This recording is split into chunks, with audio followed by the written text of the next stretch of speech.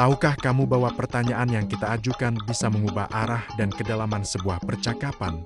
Pertanyaan yang tepat tidak hanya memecah kebekuan, tetapi juga membuka pintu menuju pemahaman yang lebih dalam tentang pikiran, perasaan, dan pengalaman orang lain. Obrolan yang biasa-biasa saja bisa berubah menjadi diskusi yang mengasihkan dan penuh makna, hanya dengan menggeser cara kita bertanya.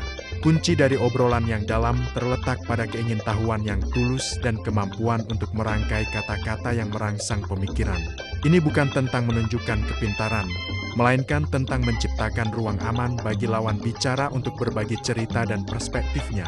Dengan menguasai seni bertanya, kamu tidak hanya menjadi pendengar yang baik, tetapi juga seorang komunikator yang disukai banyak orang. Pertama, mulailah dengan pertanyaan terbuka, hindari pertanyaan yang hanya dijawab dengan ya atau tidak. Pertanyaan terbuka membutuhkan penjelasan dan mendorong lawan bicara untuk menguraikan pikirannya.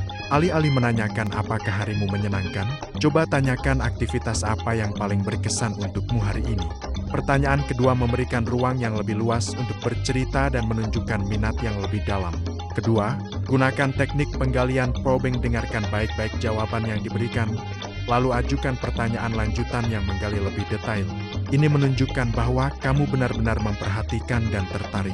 Misalnya, jika lawan bicara bercerita tentang hobi memasaknya, kamu bisa melanjutkan dengan bisa ceritakan lebih lanjut hidangan apa yang paling ingin kamu kuasai. Ketiga, ajukan pertanyaan tentang perasaan dan proses. Pertanyaan tentang fakta seringkali hanya di permukaan. Untuk masuk lebih dalam, tanyakan tentang perasaan atau proses di balik sebuah peristiwa.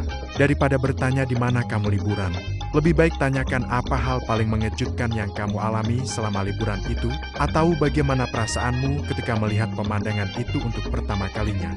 Keempat, berikan pertanyaan hipotesis yang kreatif. Pertanyaan bagaimana jika atau seandainya dapat merangsang imajinasi dan menghasilkan jawaban yang unik serta personal.